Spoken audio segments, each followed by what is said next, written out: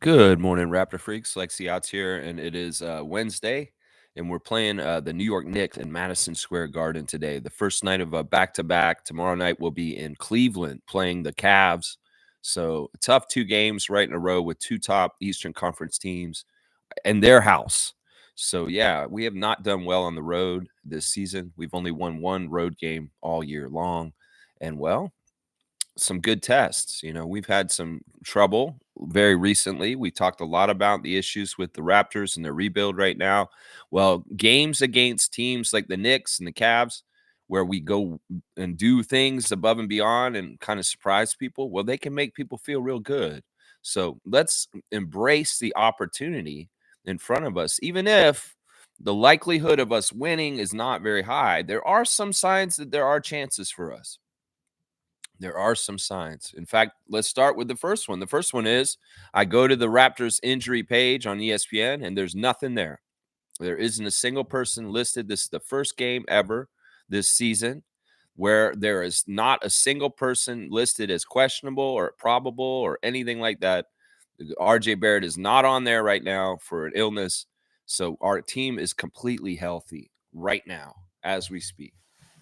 Yeah. So we'll have to see who Darko starts tonight. If Grady continues to be the 5th starter with a barbecue yak, we'll just have to see.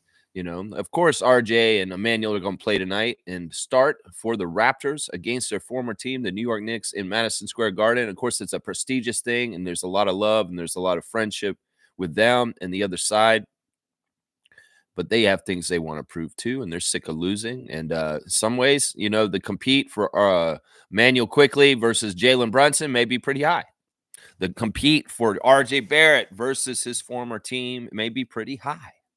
So I'm hoping these guys can step above and beyond. Maybe Scotty Barnes can have a classic Madison Square Garden game like Pascal Siakam did in the past, or OG Anunoby had in the past against the Knicks when he was still on the Raptors. I would love to see that. That'd be fun. See Scotty go for like a crazy number all of a sudden tonight out of the blue, because in some ways, once again, Scotty's career high is 34. And if he scored like a 40-point game all of a sudden, it would be a huge coming out party for him as an all-star and possible all-star possibilities.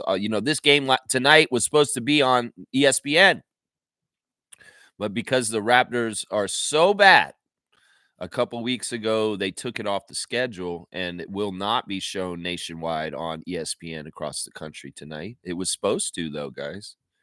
It was supposed to. See, that's what happens, Raptors. We're so bad. We're losing opportunities for national spotlight games for you guys, and I hate that. I want y'all to be getting spotlight. All right, yeah, let's see the New York side. There is some injuries on their side of things, and they're very key. I'm not going to lie. It seems like their 5 position is hurt right now. First of all, Miles McBride, their backup point guard, is questionable today with a hamstring injury. Mitchell Robinson is still out, guys. He's been out most of the season, pretty much the whole season. It's an ankle, so he will not be returning tonight. Kevin McCullar Jr. is ruled out against us today as a forward. And then this is the big enchilada, literally the big enchilada. Karl Anthony Towns is listed on the injury report today. He's questionable for today's game due to a knee injury. So there's very possibility that Cat will not be playing tonight. And when that happens, and, they don't have Mitchell Robinson back either, that means Jericho Sims is starting at center, and Precious Achua is leaned on more heavy coming off the bench as the backup center.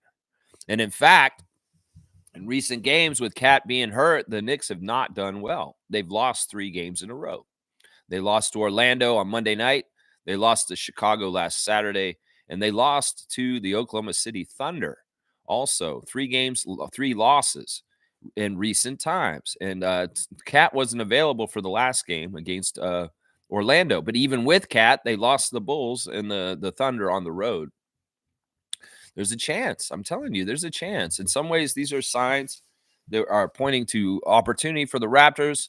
If they don't have their big center and they're a little undersized and we have a size advantage with Pirtle, this could be very good. This could be very, very good for us tonight. We could actually be the bigger team in some ways tonight if we play into our size, Darko, with our rotation. That would be good. because it could very well be that the Knicks are undersized tonight, is what I'm saying. So be ready for this just in case. Carl Anthony is not playing. That's a huge advantage for us. And we need to try and beat them up with Jakob if that's the case, because they don't have anybody that can handle Jakob after Carl. So just so you know. All right, let's do the refs. Now, this is an area where we get a little hairy. Yeah, this may be the worst ref crew we've had in a couple weeks, guys. We've been getting very, very friendly refs to the Raptors, like Jason Goldenberg and Tyler Ford and Brett Nansel in the last game. We've had fantastic refs at times, just really upstanding refs that I respect, refs that I actually believe have integrity, refs that actually stand up to Golden Boy and league faces like LeBron James, like Pat Frayer. We've had some really, really good refs in the last couple weeks. Tonight, we do not. No, we don't. At least one of them is good. The two of them are very bad for us. In fact, I'll tell you right now, the crew chief is Ed Malloy. Yeah, we've got Ed Malloy tonight for the second time this season. We did lose the first game Ed Malloy ref for us early in the season. He's in his 23rd season as a ref out of Media, Pennsylvania. He likes the show Jeopardy. He likes the movie Top Gun Maverick. His favorite musician is AC/DC. He likes to read Tom Clancy books. He'll eat some penne a la vodka. His favorite app is Spotify, and he most like to visit Sorrento, Italy. Before joining the NBA, Ed Malloy officiated 1 season in the G League and 3 seasons each in the WNBA, the Continental Basketball Association. And he refereed in the 2002 NBA G League Finals and the 2001 CBA Finals. Wow. Okay, so he put 3 seasons in at WNBA and 3 seasons in at CBA. Wow. Okay. I didn't know that about Ed Malloy. Yeah, Ed Malloy is notorious and nefarious. He is a master manipulator of a game as a referee. He's somebody who's very, very good at screwing a team over and making the victory go to a certain side if they want it to. Now, the thing is, Ed Malloy has been known to also screw over the other team and help the Raptors very, very rarely. On some occasions, he will do this. And there may be some sort of thing tonight where he may help us and screw over the Knicks. I have no idea. It's not likely. It's more likely he's to defend the status quo of the NBA, and that is to help the Knicks, a very darling favorite team in this league that they really do want to do very well. But if they're on the down low mad at James Dolan and they want to piss him off, they will use Ed Malloy to guide the game to help the Raptors if it's close at the end. So what I'm saying is there is a possibility that the referee, Ed Malloy, the crew chief tonight, could be in some ways holding the hand of the Raptors late in the game against the Knicks. We have a 44% win percentage with Ed Malloy, and the Knicks have a 49% win percentage. So he does favor the Knicks historically, 44-49. Yeah, that's the split. The second ref is the friendly ref, and we had him for the Brooklyn game on New Year's Day. That's Nate Green, number 41, 6th season out of Des Moines, Iowa. Yeah, he was refereeing the game I went to last week on New Year's Day, a week ago today. And we won that game. So we won the last game. Nate Green has refereed for us. I think this year we are 1-1. We lost the first game he ref this year. So 1-1 with Nate. His favorite TV show is The Wire. He likes the movie Coming to America. He listens to Selena Johnson. His favorite book is Lone Survivor. His favorite meal, tagliatelle bolognese. And he likes to watch Netflix, and he most like to visit Africa.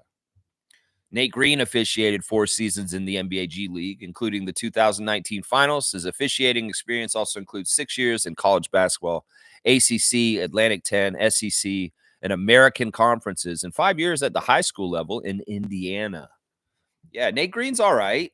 He's the best winning percentage ref for the Raptors today. He's the best ref for the Raptors. We win 57% of our games when he referees. Meanwhile, the Knicks win 53%. So he favors the Raptors historically. The second ref, Nate Green. And as I said, he was refereeing in that Brooklyn game last week when we broke our losing streak, and the last game we won. So there you go. The third ref is an ornery ref named Derek Collins, who's in his 24th season out of New Orleans. Yeah, his favorite TV show is Martin. He likes the movie Glory. He listens to Bob Marley. He reads the Bible. He eats gumbo. He'd most like to visit Africa, and his bucket list is to fly an airplane. Before joining the NBA, Collins officiated 5 seasons in the CBA and 3 seasons in the WNBA, working the finals in both leagues. Yeah, Derek Collins is a longtime ref who's been around for most of the 30 years of the Raptors, and he has the worst winning percentage out of the 3. He's worse than Ed Malloy, guys. Yeah, we win 43% of our games with him, but 43% of games for the Knicks also. It's a 100th of a percentage off. It's 42.5 for the Raptors, 42.6 for the Knicks. So very, very close split, but just slightly in favor of the Knicks. But Derek Collins is a ref that has not been nice to the Raptors over the history of his career. So there's your ref report. Ed Malloy, crew chief, you never want to see that. And, Derek Collins is going to be the guy that's going to kind of, back up Ed Malloy and do the dirty work with him. Nate Green, you're all right. I like you. You're cool. So, yeah, refs, at least I'll say this. In the Secaucus, in the replay center, there's really good refs there. Brett Nansel and Jason Goldenberg will be there tonight. So if they do go to the replay center, we have not friends, but we have fair refs in the replay center beyond Ed Malloy. So there's your ref report for today. Yeah. Ed Malloy, Nate Green, Derek Collins. That's right. All right, let's see what you guys are saying on the chat here this morning. Monique, superfan Mo, is first in today. Look at that. I like that. Good morning, Raptor Freak crew. Happy game day. Let's focus on getting a win today. Do Ace Bailey today, Lex. Thanks. All right. She's requesting the scout of the day. And Ace Bailey is the name I'm going to do. I see a couple of y'all are saying, yeah, so is Kaz. Kaz has said it down there also. So let me read Trevor's words of wisdom, and I'll do the Ace Bailey look after Kaz's comment here. But yeah, for sure, Mo, you got it. We're going to do Ace Bailey as a quick scout. My first ever scout of Ace Bailey. I've never watched him before in my life. This is like one of those music reaction streams, except it's a react to a basketball player in college that you've never seen. So yeah, all right. Trevor's saying faith doesn't always take you out of the problem. Faith takes you through the problem. Faith doesn't always take you away from the pain. Faith gives you the ability to handle the pain. Faith doesn't always take you out of the storm. Faith calms you in the midst of the storm. There you go. Yeah, that's what faith is. Faith is, fine in good times, easy times. When things are all right, it's easy to have faith. It's when you're tested. It's when life tests you with adversity, sadness, change, different things happening. That's when you need to really understand your faith and utilize it and get you through those tough times. And that's that. In some ways, it's not a totally tangible thing. It's a belief. It's a thing that you have to have just unwaveringly in any situation, and it will get you through if you really truly believe and have faith in the Creator and somebody that is out there to do good for you and wants good things for you. That's what you will get. That's what you will get. Thank you, Trevor, for your words of wisdom. Very, very cool. Very awesome words of wisdom. Commissioner Jay, I salute you, sir. All right, Cass is saying, good morning, Lex, Raptor Free crew. I agree with Superfan Mo. Do Ace Bailey today, Lex. All right, let's do it. Let's do Ace Bailey of Rutgers. Rutgers. That's right, at Rutgers. All right, Ace, I'm going to go look at your Wikipedia first, and then I'll go and get a highlight off of YouTube and watch it cold. First thing. Now, it's 6'10". This man's born in August. He's 18 years old, August 13th, 2006. They say he's a shooting guard / small forward. I thought we were trying to get a big, y'all. This guy's a wing. This is what they're saying here. He's a 6'10" wing for Rutgers and the Big Ten. He's a McDonald's All-American, Jordan Brand Classic, Nike Hoop Summit, and Mr. Georgia basketball. All in there. That's right. It looks like he went to high school in Tennessee, but also in Georgia. So he's probably he grew up originally in Chattanooga, but then he moved to Georgia for high school. Okay, I see. His mother played college basketball at West Virginia, and his father played college basketball at Houston. So there's a tie with our guy Jamal Shed right there. His aunt, Venus Lacey, played in the WNBA and was a member of Team USA, 1996 Olympic team that won a gold medal. So his aunt is an WNBA Olympic gold medal winner. Wow. Wow. Okay. So there's basketball in this guy's family. Very, very cool. Ace Bailey, let's see what you look like on the tube, on the YouTube. Let's see what's up here. All right. Load the page. Hello, Internet. Wake up. It is 9:30 and it's time for the Raptor Freak stream. So you better be ready. That's right. Let's go with not just a single game one. Let me see. Those are highlights from his high school. That's a pretty long clip. Senior year mixtape. Okay. No, no, no, no, no, no. That's a long clip too. I don't want to look at that. Maybe I will look at that high school clip just real quick. Since we saw Cooper Flag high school clip first, maybe we'll come around and we'll do high school clips and then we'll do their college clips later for a second look at them. So we're going to look at Ace Bailey in his final year at Chattanooga High School. Yeah. See. All right. This is a slam highlight from the magazine Slam. Oh, okay. That's a nice left-handed jam right down the middle. He looks like a very serious lob threat. He definitely has ups. He has some long arms. He's throwing a bunch of windmills in the highlight I'm looking at right now. Look, here's a little bit of cocky showing the bicep like Scotty would. Ooh, that's a pretty nasty block. He's an explosive blocker. That's for sure. You can cover some ground and get over there and block somebody. There's a lob and transition.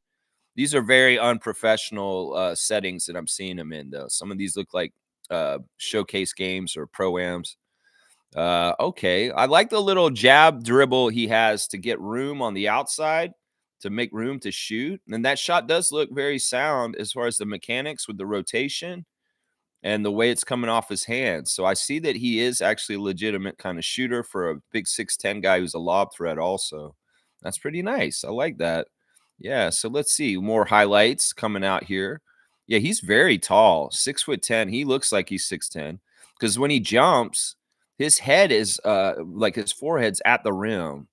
It looks like he doesn't have to jump very high, but he can jump, and he does have supremely long limbs. Yeah, he's a little skinny, at least in these high school clips. I'm gonna have to look at him at Rutgers and see if he's filled out with his muscles a little bit more.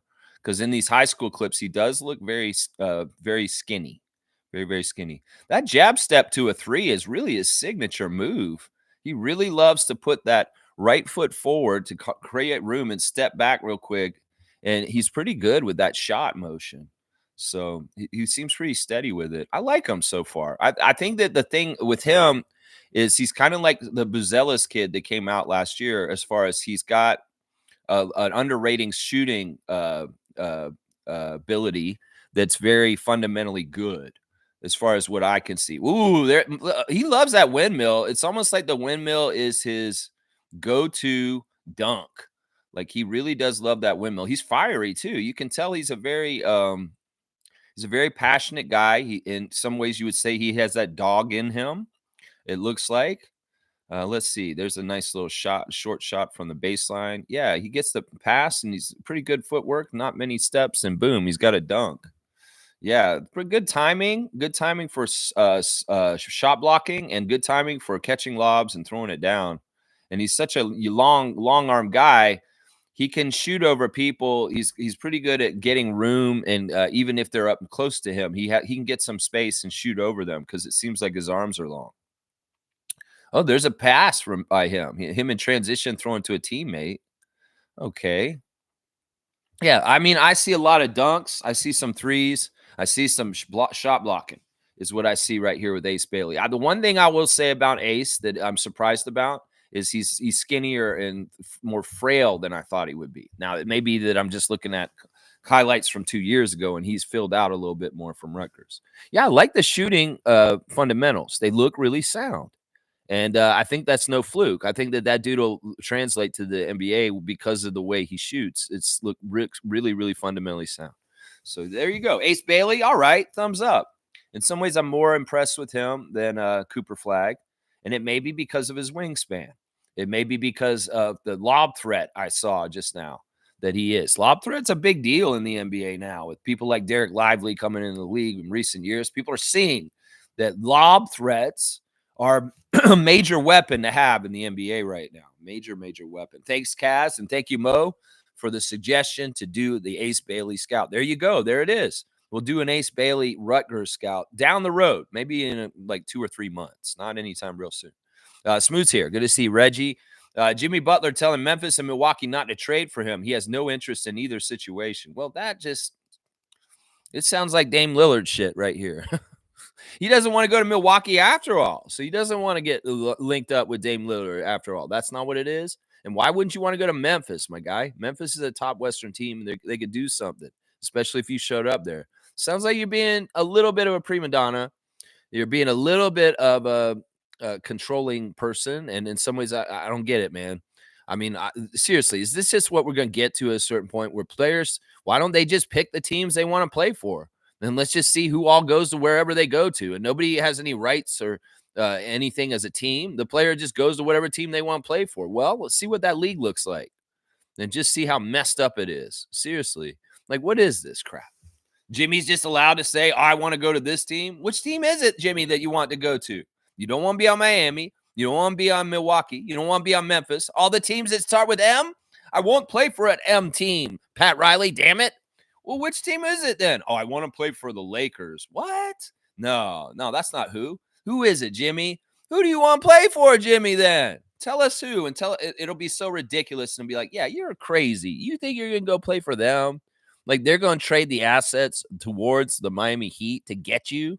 Like, you're worth that? Come on, man. You got to get a real reality check real quick. Some of them crazy hairstyles gone. The dye's gone to your brain and made your brain all crazy right now. Jimmy Butler. So, yeah, that's crazy. You have no interest in playing for Memphis? You're ridiculous, bro. You wouldn't want to play with John Morant and Zach Edey? You're an idiot, man. What's wrong with you? Anyway, thank you for the tidbit of news, Smooth. All right, Tobias is back. He's saying, maybe I did go too far yesterday. He was saying we should fire Darko yesterday. I just hate losing. I hate seeing this team lose. I bet even if this team was good, they would still have removed the game from national because American sports media. No, I think that if we had been more entertaining and our record was better, I think they would have left it on the schedule because there is high drama in seeing RJ and Emmanuel come back and play at Madison Square Garden. They may very well regret making the switch by the end of tonight. Let's just put it that way, because it could very well be a classic kind of crazy, interesting game because of OG versus Toronto, because of RJ and Emmanuel versus New York. And they may have dropped the ball on this. They may have been a little bit too quick on it, but I get it. In some ways, everybody thinks that the Raptors are really bad, and they are. And maybe they don't deserve to be on national television right now. But I think if we had, I would say this, Tobias. If we had like 12 or 14 wins, maybe we'd still be on the schedule. It's because we're really bad, really, really bad. And they can't justify it. And in some ways, they wanted to put more Cavs games on TV. So I think they switched our game from our game to the Cavs game tonight. Oklahoma City at Cleveland is the game they're going to put on ESPN instead. And that's the thing. We're going to play Cleveland tomorrow in Cleveland after Oklahoma City's in there tonight. So both teams will be on a back-to-back situation tomorrow, with the Raptors having to travel from New York to Cleveland, but no customs. And that's not a super horrible commute, New York to Cleveland, as far as things. So, man, Tobias, it's all good, man. We all have our days. I'm very sensitive to our coach. I don't want anybody headhunting for him, because there's a lot of people out there saying that they want to fire him. And I just don't want to add anything to that noise, because it really is too soon. Trust me, if he is a bad coach for us at some point, I will tell everybody. I did that with Nick, and it really caused some momentum. And he did end up getting fired, partly because we could see through him and see what he was doing on this channel. So everything with Darko's on the up and up. And he is a very good coach. It's just that we're not getting the winning results yet. We will. We just got to stick with him and give him a good, fair chance. Often coaches don't get good, fair chances. People get impatient and they pull the rug out from underneath them. And sometimes it's right before they're actually going to get through and break through to the next thing that's actually really good. And that's the sad thing. That's why I say the progress of losing is an important part of it and should not always be held against the coach. It should be more, how is the progress going? Is it going up and they're getting better, or are they declining and they're getting worse? That's a huge reason why Mike Brown got fired this year, is because the Kings were at a certain level in the playoffs in the last couple of years, and they have declined away from that level. And in some ways, that can be pointed to and said, Mike Brown, you were like winning this many games with the Kings 2 years ago. What is wrong with your team this year? And are you just not fresh enough to keep them going and progressing positively in the positive direction?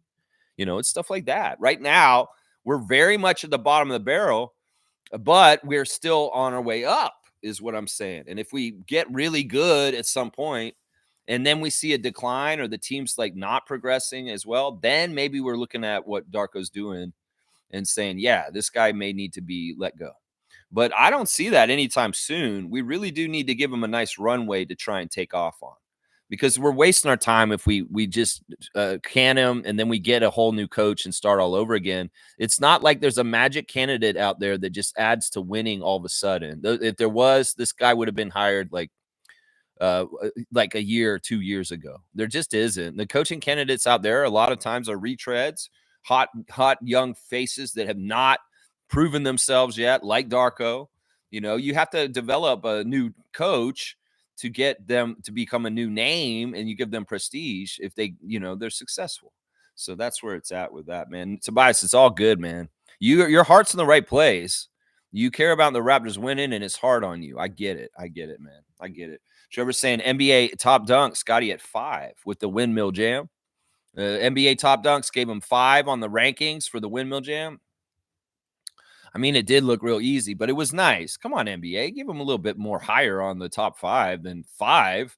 That's crazy. Yeah, Tobias saying ESPN hates Canada's team for beating their golden goose, Golden State. I don't know if it's that bad at this point. Maybe right afterwards, yeah. Maybe people were like, oh, damn it, the Canadian team beat Golden State and ended their dynasty. Some people may have been upset about that a little bit.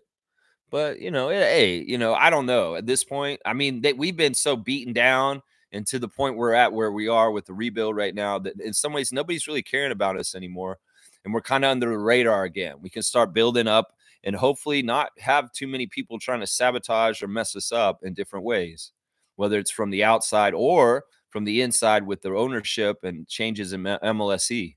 So hopefully we can progress and kind of work in the dark for a little while to get better without so much scrutiny or attention, because people aren't going to pay attention to us right now. They just aren't. On the ESPN rankings this morning, the power rankings came out once again. We've risen up a spot, and I have no idea how we did that. I'm serious. We were 28 last week, but now we're 27. So I guess somebody did worse and they fell below us. I guess they dropped Charlotte Hornets a few, because they have not been very good lately. They're actually the second worst team before Washington. Yeah, it says here that after years of contention, Toronto is entering into a rebuild or centered around all-star forward Scotty Barnes. They called him a forward. Look at that. The biggest question for the Raptors over the next month is the future of guard Bruce Brown, who is finally back on the court and is on a $23 million expiring contract, making him a prime candidate to be moved if Toronto. That's not English, Tim Bontemps. What are you writing here? It says making him a prime candidate to be moved if Toronto. You missed a word there. You missed a word. If Toronto. What does that mean? What's wrong with you, man? Tim Bontemps, do a better job. You guys need better editors at ESPN, obviously. If to be moved, if Toronto. So what? If Toronto. Okay, yeah, we're 27th in the league instead of 28th. All of a sudden, woo! I think it's because we beat Brooklyn. We got to move up one. It's so crazy. All right, let's see. Reggie's saying, I guess I'll play anywhere, but Miami was nonsense. Hey, yeah, you can't do this, man. First of all, you're wrong for demanding a trade while you're under contract.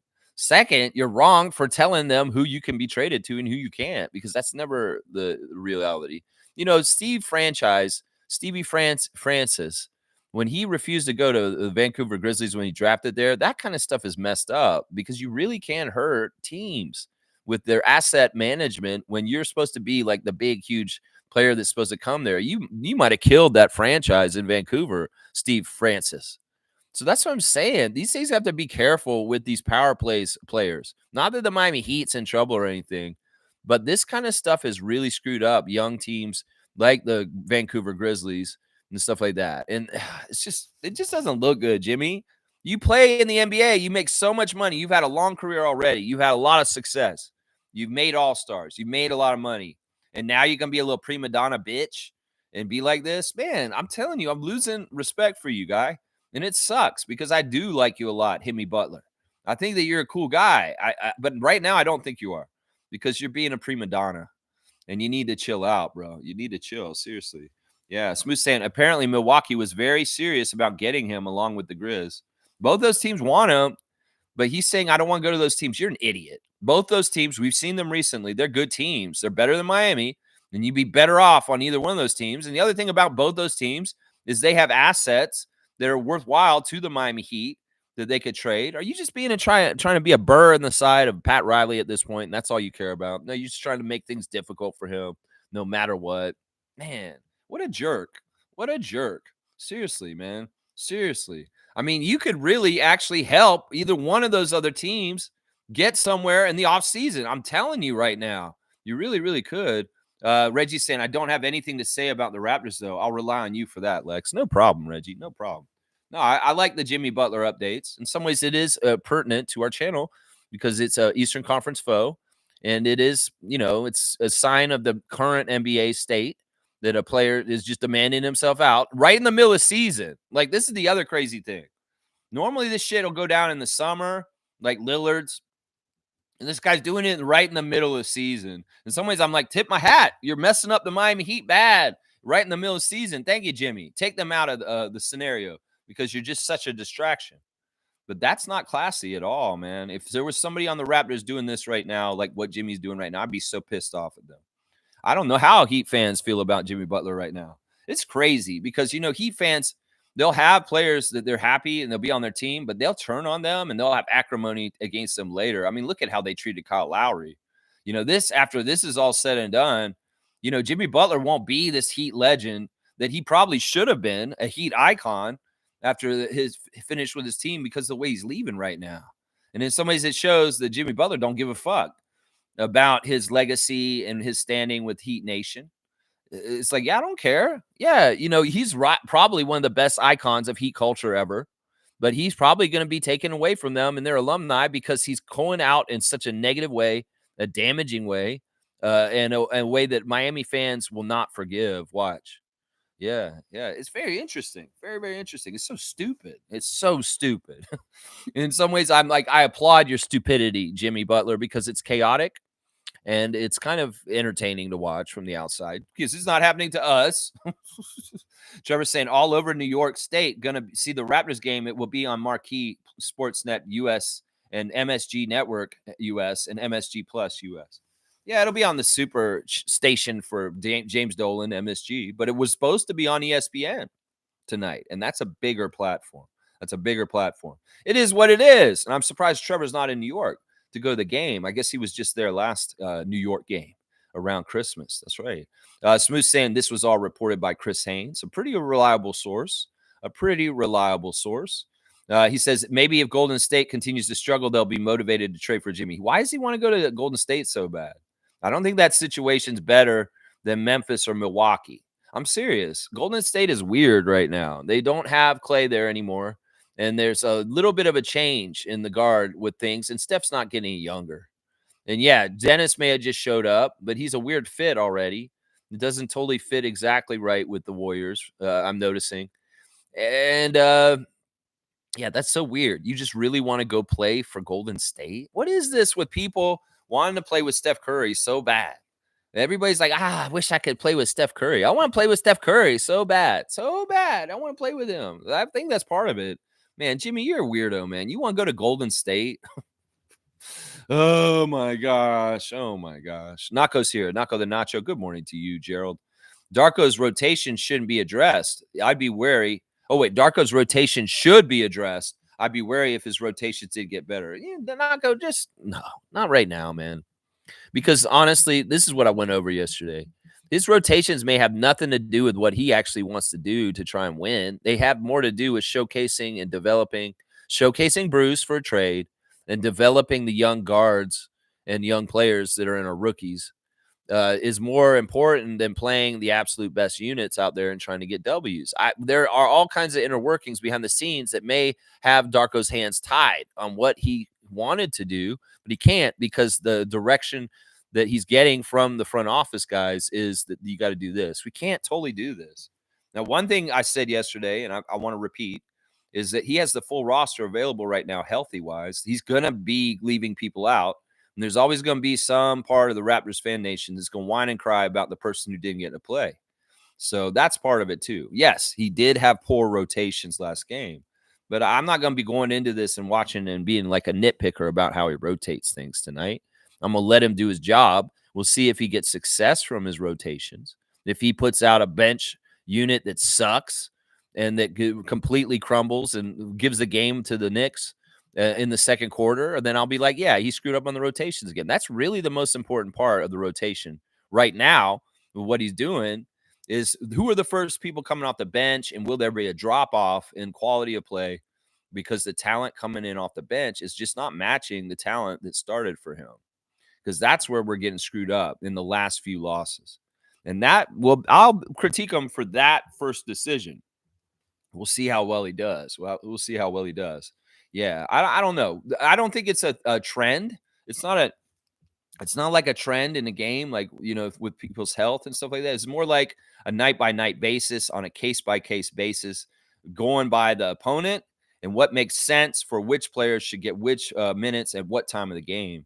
And in some ways, he's been very different with his rotations at different times. It's not like he doesn't really have a signature. He has some signature things he does. Like he has a 10-man rotation, and he often likes to sub out either RJ or Scott first to start the stagger of the good players coming in and out. So, and sometimes it has to do with who's come back the most recent from injury.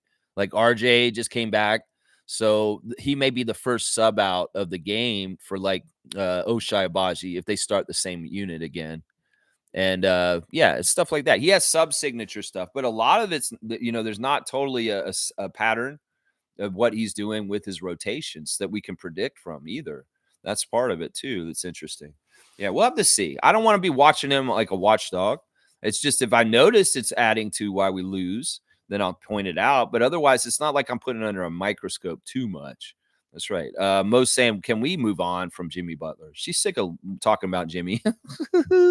I don't blame her in some ways right there. I don't blame her in some ways. Chris comes saying, good day, Lex. So we're at the point of tanking, it looks like, but tonight would be a good time to get a win in New York with Quick and RJ returning. Yeah. I don't know if I hate that word. I know I hate that word. I really do. I think we're just naturally losing, and I don't even think it's called tanking. I think it's just that our team is not smart enough or rebuilt enough to win consistently in the NBA with how good the teams are. And that it's not really even like on purpose. It's like we're just that right now, and there's nothing wrong with that. Every team has to bottom out and do this kind of stuff sometimes to get their franchise healthy again in a new era and a new fresh kind of group of people. And but yeah, I mean, it'd be awesome to win tonight. Oh yeah. It'd be great for Emmanuel and RJ, and we haven't beat the Knicks in a long time. We need to beat the Knicks. It's been a little while since we've beaten the Knicks in a game. They've been sweeping us in seasons lately, and I ain't about that. They've beaten us every time we played them so far this year, and they beat us every time we played them last year. So we need to get a win against the Knicks. We used to beat them all the time. We kind of owned them for like 10 years. And now all of a sudden, they're in a better place than we are, and they're beating us more than we're beating them. And well, we don't like that. We want to switch it back the old way it used to be when the Raptors were getting the Atlantic Division championships over and over again. That's right. Criscom, always good to see you, sir. I hope you have a good prediction for the game, and hopefully it is a Raptors win. That's right. I'm not going to say Butler motivated by winning, but he's very my way or the highway. Yeah, I don't know, man. In some ways, his ego needs to be checked in some sort of way just to realize, I know you're a nice guy. I know you're a humble guy, but in this one, you're showing your ego in some ways that's just kind of out of touch. Like, seriously, bro. Come on, man. Work with Pat Riley. He didn't really want to move you, and now you're telling him where he can't and can send you to. Man, that just seems like you're a real burn his ass, is what I'm saying. It's not like I care about Pat Riley. It's just I'm like, wow, this isn't the behavior that NBA players need to be exhibiting to an extent, because it would just make the league chaos and just it doesn't look good for the image of the league, honestly. People that aren't totally NBA fans look at it and they say, yeah, these spoiled, rotten millionaires that play a kid's game. Look at them. They're so unlikable. I'll never watch the NBA again. That's the thing Jimmy Butler has to understand. You hurt the product and you turn people off from wanting to watch the NBA because of your issue and what you're doing. Seriously. This is like casual people that aren't really into the NBA. They watch it from the outside. Oh, yeah, the NBA is just full of prima donnas, spoiled brats like Jimmy Butler. Yeah, that's what I'm saying. Y'all want to fix your image? Well, stop acting out of pocket like Jimmy Butler is right now, and it may help things. Seriously. I know this happens in all leagues. There's always holdouts and disgruntledness and stuff like that. But the NBA, in some ways, has an image problem for being lazy, overpaid, and soft. And when you have a player like Jimmy, being like this, it doesn't help with that image that's portrayed by some people like that. That's right. Smooth, you took out a bunch of comments. I don't know. I'm sure if there's something you want to say, you'll put it in there. Let's see. All right, here we go. Trevor's saying the Raptors are at number 3 in NBA home game attendance. This is crazy. Like, think about this. I just did the ESPN power rankings, and the Raptors are the 3rd worst team in the league, according to the power rankings, right? Or 4th now. I guess 4th, 3rd or 4th. Meanwhile, we're 3rd in attendance for most people coming to games still. Man, in some ways, this is scary for our team, but it's great for MLSE because they see that in some ways, like the Leafs, the Raptors are going to sell out and sell tickets no matter if they're winning or not. That's scary in some ways. We see Ed Rogers III looks at that and he's like, well, we're making a profit still, even if the team sucks. I mean, don't be doing no Blue Jays shit to the Raptors franchise is what I'm saying. But yeah, I'm glad that we're very supported. I'm glad that we're high on that list, but in some ways I'm not. Because in some ways, one of the things I did at the beginning of the season was I told Raptors fans, don't go to the games if you don't want to. Because that's true. If you want to dictate a better product for your team, don't buy the tickets and they'll suffer economically. And then they'll give the impetus to the front office to make the team better so it brings the fans back. But if we're going to come to the games while they're shitty anyway, no matter what is the motivation for them to make the Raptors better? That's the thing I worry about in this whole thing, Trevor, is that, we've got 8 wins and we're 3rd in attendance in the league. That's not necessarily a good thing, is what I'm saying right there. It's not necessarily a good thing. I applaud the honorable loyalty of Raptors fans and stuff like that, but I don't even think that's what this is. I think this is just people going to games just because it's an event and being like, oh, I'm going to the Raptors game. Some of them aren't even fans. They're just people that go for the status of going.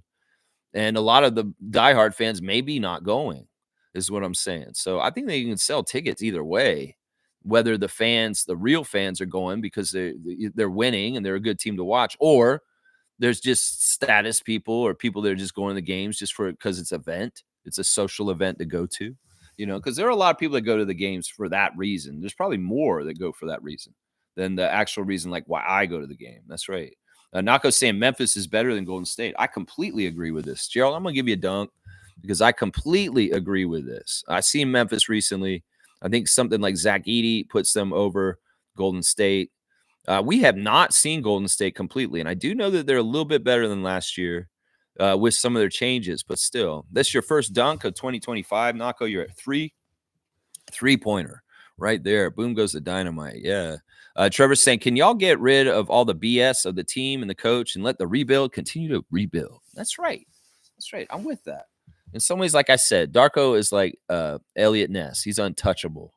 That's right. We're not messing with him right now. I'll step in front to get in the way of people coming. And somebody's going to shoot a bullet at Darko. I'm Secret Service. That's right. I'm getting in the middle of it. Yeah, no, it's just the way it's got to be right now. There's a lot of people who would love to see the chaos of the Raptors swirl and just be chaotic over and over again and never get anywhere and be a losing team forever from now on.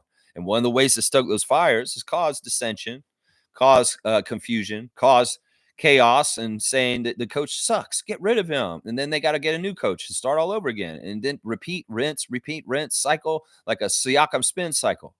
And that's what I'm saying. They'll say the same damn thing. We hire a new coach after Darko, and they'll say the same damn thing just to confuse it and get them out next, too. So that we're just always in a state of perpetual restarting over and not getting any traction anywhere. That's why I tell people, Raptors fans, you better fucking protect your coach right now. Because losing your coach over and over again, coaching carousel is a sign of a very, very toxic franchise that's not doing well. No. And we don't want that. We don't want that. That's right. And most saying, I hate the tanking world too. That's right. That's right. In some ways, we're not tanking, we're losing. And we'll just own it that way. Some people, in some ways, the term tanking is a dishonest term. But we're not being dishonest in this. We're losing. That's what it is. And don't be afraid to say it, Raptors Nation. We're losing. We're not tanking. We're losing because we're just not good enough. Gosh darn it, Stuart Smalley. We're just not good enough. I'm not good enough. Our team isn't ready yet. We're young. But gosh darn it, we're going to be good enough someday. That's right, Stuart Smalley. I'm just saying. And I like myself. That's right. That's right. Randolph's here. Randolph Phillips, good to see you, sir. Good game day blessings. Love Raptor Freaks, most informative gang. Do not let the temperature outside to determine how warm you treat others. There you go. It is cold here. Woohoo! It's minus 17 Celsius at my house right now. Yeah, minus 17 Celsius. Yeah, that's why the hood's up. And the jacket's on. Yeah, I got the heat on, but it's still cold as hell out here in central woodsy Greenbelt, Ontario. Boo! This isn't the same temperature as downtown Toronto with all that concrete sucking up the sunshine and heating things up with all the bodies of the millions of people running around doing their day-to-day lives. No. The chipmunks and the squirrels are in the ground, and they ain't helping me warm nothing up out here all by myself out in the woods. Yes, I want to stay warm, and I hope you stay warm too. Randolph, all the blessings in the world to the Randolph Phillips family and the other Raptor Freaks families every day. That's right. I see you. Yeah. Chris comes saying, I hear you on hating that the Knicks are beating us lately. I looked up the overall record and surprised to see the Raps are up 61-51. Yeah. And that's true. You know, there are division rivalries for the Raptors, the Nets, the Knicks, the Sixers, the Celtics. All four of those teams have a weird kind of rivalry with us in different ways. The Knicks is the very first one. Yeah, because it's the Knicks versus the Huskies in 1946, the very first NBA game. That's why it's historic when the Raptors play the Knicks, because on the down low, it's like the NBA game for the first ever NBA game in 1946. Yeah. You know, the Nets were the first team the Raptors ever played in the NBA when we became the Raptors in Skydome.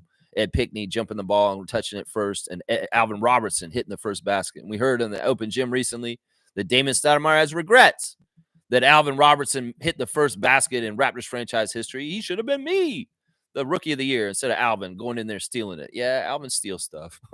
Yeah, he steals stuff. Yeah, so the Nets, there's history there. But yeah, the Knicks, it's a little bit special because the Huskies and Knicks, the first playoff opponent that we had in the playoffs ever, we lost to, got swept. But then next year, we beat them. We came around and beat them the next year in the playoffs. Yeah, the Knicks are a weird one. We've beaten the hell out of them for years and years and years. And I love it. I love it. 10 more wins than they have in the career between the two of them. I love it. I don't want that to get closer. I do not. I do not want them to swallow it up. I want to keep the lead on that. So we got to get better soon so that they're not coming up and getting like 10 in a row. And boom, all of a sudden it's 500, 61-61. Yeah. You can't wait for the turnaround. I can't either. I'm just here for it. I'm here for it. I'll watch it. I'll be here the whole entire time. And I'll be here. And when it starts happening, it'll be so rewarding to us because we've been here the whole time. Some ways we may not totally perceive it the same way as somebody who goes away and comes back because they'll see, oh, wow, this has really changed. Meanwhile, we'll see the incremental change day to day because we're here every day. So in some ways, it'll be a little different for us, but it's going to be very, very rewarding for the Raptor Freak family when the Raptors finally get to a level of winning once again in this rebuild. I'm totally with that. Yeah. Smooth saying Raptors do an amazing job of marketing and in-game experiences. Lots of hot women in the crowd, man. Smooth. Want to be smooth at the game. Go on down to Scotiabank Arena. Yeah, yeah, that's I don't know. Maybe Raptors games are a good place to pick up. Seriously. The common interest, "Oh, you like the Raptors? I like the Raptors too," It's real easy to find something to talk about with somebody you may be interested in. People may be a little more friendly, maybe libations or taken in, and a little bit more. Yeah, hey, maybe there are some women in Toronto that like to go down the game to look for men. They're on the hunt. They're like, let's go to the game. It'll be fun. We'll get loud and we'll look at guys. Woo! I'll bet you that is going on smooth down there. You just got to get down there and check it out. I'm telling you, Reggie, get down there and be the smooth brown man. And yeah, there you go. He's saying, but I really wish, given that the team is bad right now, that they would make it more affordable.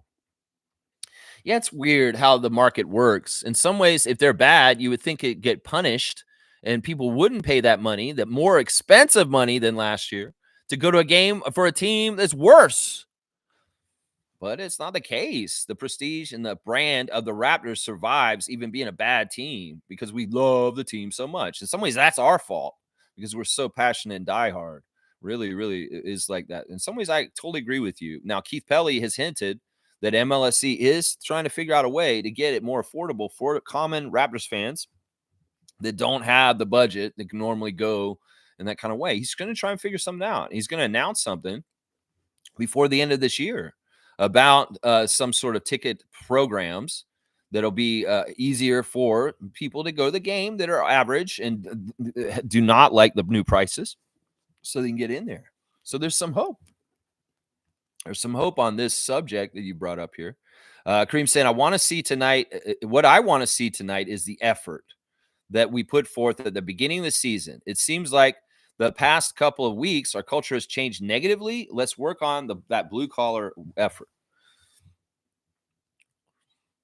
Yeah, I mean, I'm okay with this. I'd like them to revisit what they were doing at the beginning of the year and kind of shake off any jadedness or tired or fatigue and just magically be like okay again and ready to go. And they might be. Seriously, you get a couple days off, you get in a good headspace, you get a good practice, you get a little reset in different ways, and boom, all of a sudden, maybe they come back out. Every single game's an opportunity to change the story. And the Raptors have a new opportunity tonight. It's not an easy one. It's a hostile environment. It's a very tough team. The refs aren't the greatest, but they have an opportunity to write a new story and a new script about who the Raptors are tonight. That's the thing we got to remember. Every one of the 82 games is at that opportunity. And hopefully they take this opportunity seriously and they show a better effort than they did in the last game and they have a closer game and a possible win. That's what I want to see tonight for sure. Now, you're saying that in the past couple of weeks, our culture has changed negatively. I think maybe the fan nation's turned negatively, but I don't see it on the inside. I really don't. Like, I look for those kind of signs. I'm sure these guys are frustrated and they're not happy, but it's not that they have a negative culture in their team. They really don't. That's one of the strengths we have on this team is that they're all for one and all together. And they really do mean it. They've said this a lot this season, Kareem, that the guys root for each other and they really are proud of each other's accomplishments. It's not a very like hateful, competitive team where like I gotta get mine. I don't care about the rest of y'all.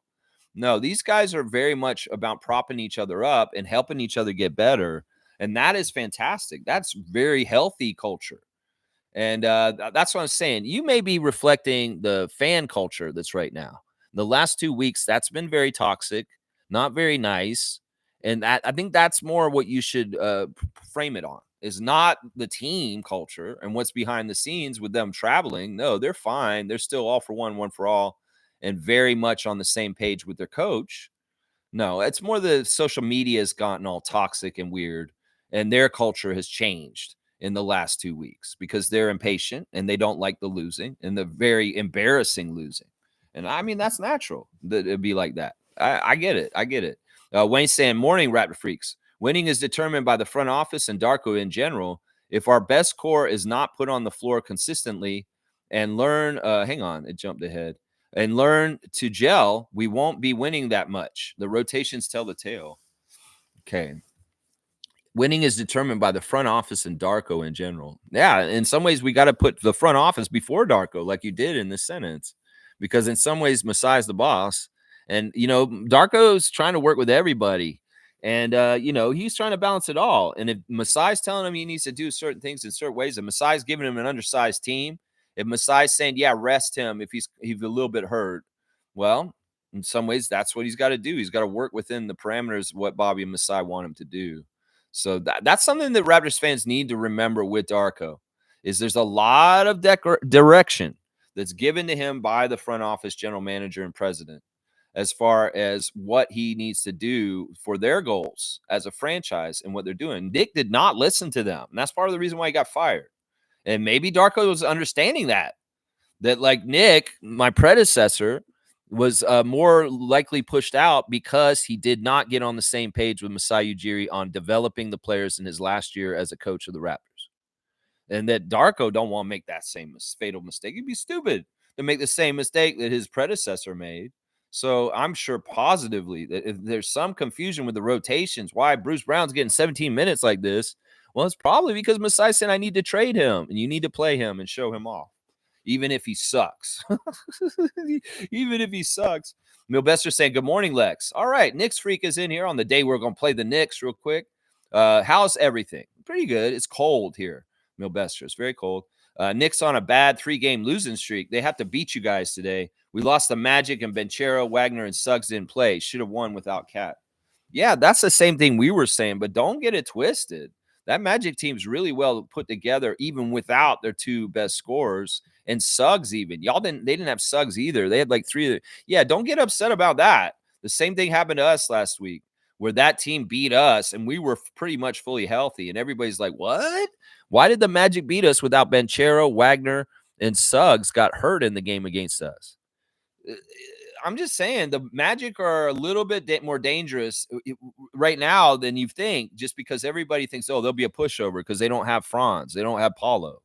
No. And y'all may have made that mistake just like we did. And that in some ways, that's a testament to Jamal Mosley and the ship he's running. And also, I would say there's certain vets on that team that are carrying them without those young stars on their team right now. Cole Anthony, Corey Joseph, and Jonathan Isaac, people like that are stepping up real big for them in this moment. I think, who is it? Wendell Carter killed you guys too in that game. Yeah, I mean, don't be surprised by that. I'm not surprised by that. We sleep on the Magic will mess you up. They will mess you up. Do you know if Cat's going to play tonight, Milbester? That's what I want to know. Is Cat playing tonight? That's what I want to know right now. Knicks Freak, tell me what's up with your Knicks. Milbester, is Karl Anthony Towns available to play tonight? I want to know. Kareem saying, well, Milbester, we are on like a losing streak as well. May the best loser streak win. Yeah, I mean, we're not really on as bad of a losing streak. I think we've lost 2 in a row or something. So they're on a 3-game losing streak. So we're doing better than Knicks. Woo! Yeah! Wow! We're on a 2-game losing streak. They're on a 3-game losing streak. Wow! I mean, all right, listen. I know this, and this has come from Knicks Freak coming in here and saying, we need to beat y'all tonight because we've lost 3 in a row. We can't play with our food, and we're scared. In some ways, this is true.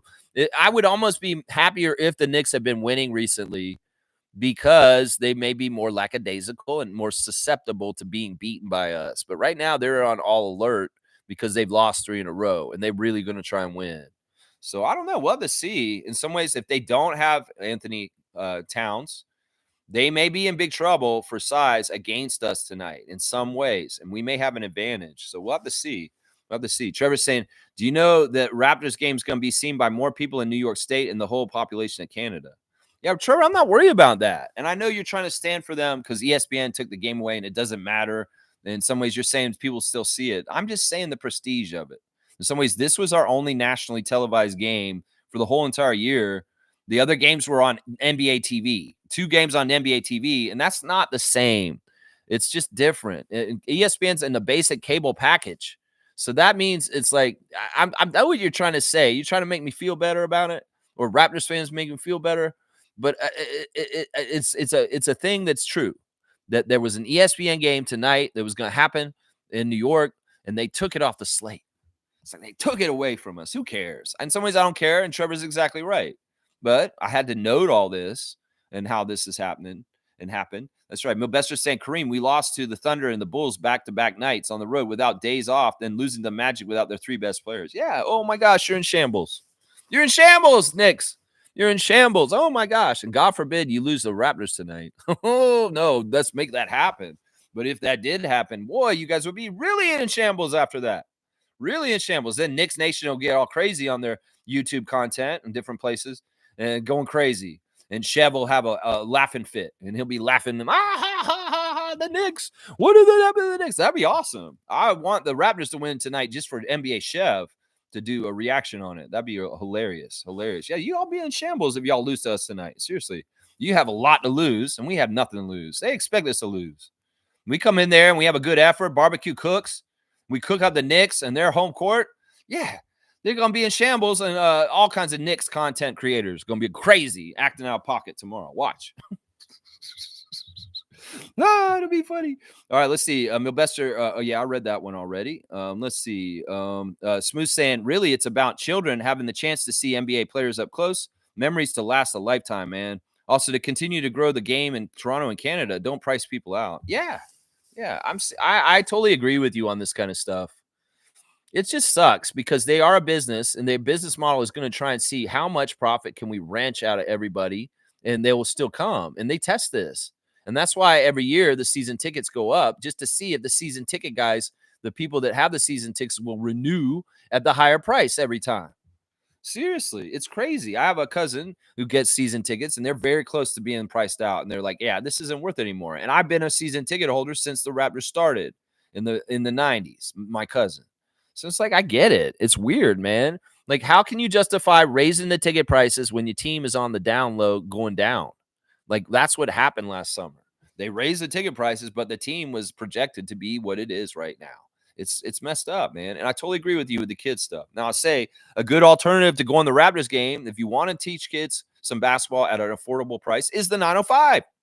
Yeah, take them to the Raptors 905 game. It's a very good experience. In fact, it may be a little bit more closer up and more intimate. And you get the same stuff. It's not the same level of professional basketball and star-studded and stuff, but it is still the environment in a professional setting, and it is still very entertaining. We're going to go January the 19th on a Sunday in this month to see them play the Valley Suns, the next Raptor Freak Hangout, 2 p.m. at Paramount Fine Food Center. If you can join me there, come on down. I'm going to try and get seats near the court.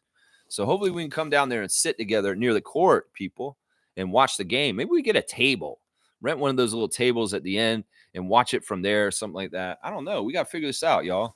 But yeah, if you're interested in going to 905 game with Lex, I'm going to be going on the 19th, and you can see me there. And just, even if you don't talk to me or tell me you're coming, just say, hey, Lex, I'm coming. I'm going to be there. And say, Raptor Street. And I'll be like, hey, what's going on? I'll be like, yeah, do I know you? And I'm like, oh, wait, you're this person? Okay, yeah, let's watch the game.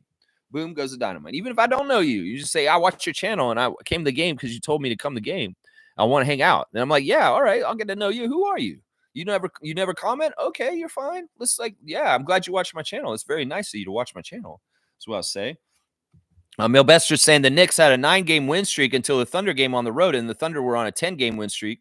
We were on an easy schedule because we beat hard teams early in the season. Schedule's easier now. Okay, that's a little confusing. Yeah, I saw that y'all were 1 win away from a 10-game win streak, and the Thunder messed you up on that. Yeah, they're a good team. They're a very, very good team. Very, very good team. And Milbester saying, Lex, so how you see the team approaching the trade deadline? Do they sell or wait until offseason? I saw you guys making play-in tournament if it wasn't for the injuries. That's very nice of you. And I remember you telling me this last summer, Milbester, that you were very kind to us and what you thought the Raptors could do if we're healthy, but we weren't healthy. And we got derailed, and we're in the situation we're in, which we're going to capitalize and make the best of as far as possibly getting very high draft pick this year. So we'll have to see. But no, we're going to sell. There's no buying for this team, and I'd like to sell Bruce Brown ASAP as soon as we can. That $23 million's got to come off our books some point. I'd much rather it come off the books in a trade, getting assets for him, than him just walking in the summer. Or if he does arrange with Masai Ujiri, a gentleman's sign and trade, that would be okay. But I don't like the risk of that. And in some ways, I don't trust Bruce Brown. So I'd much rather trade him now when we can control it and make sure that it happens for sure, just in case Bruce isn't a man of his word if he did agree to a sign and trade with the Raptors. So I don't know. We'll have to see. We'll have to see in some ways. We'll have to see. Wayne saying ditto that, Smooth. Commonality makes easy conversations. Raptors without our most talented, we're fighting hard. With more of the core, our efforts look less focused. Just don't think it's accidental.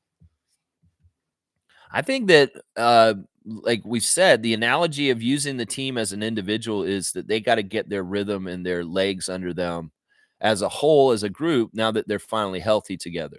And that it may not look totally organized and a little chaotic while they're still sorting this out. In some ways, the reps need to come fast and furious because there haven't been any reps with the starting five all being available hardly at all.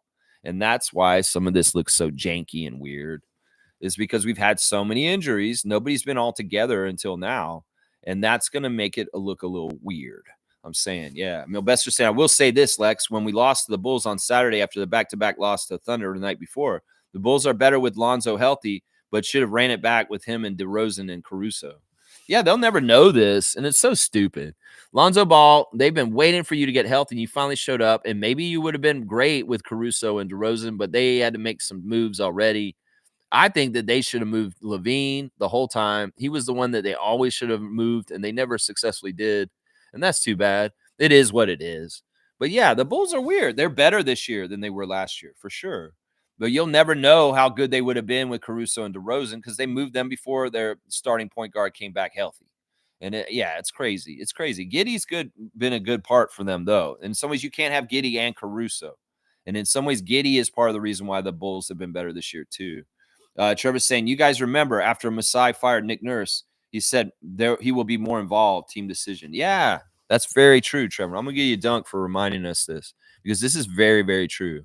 Masai had regrets over letting Nick have kind of overall running everything and not really watching him. 9 dunks for Trevor, his third one of the year. Is that, he said he's going to be more hands-on. He's going to be more involved in watching over the team closer because things got out of hand with him not being on top of it with Nick. And they got to a really toxic, bad place. And his part in safeguarding from that is that now we got a new coach. He installed himself being more intimately involved in team decisions than he was with Nick. In some ways, he let Nick just run things and he kind of like went away. Now he's kind of on a day-to-day basis with Darko and very much involved. This is exactly right what Trevor said, is that Masai, in some ways, he learned a lesson from the last regime with Nick that he needs to be more proactive and watching over and making sure things are going the right way. Yeah, that's totally true. Totally true.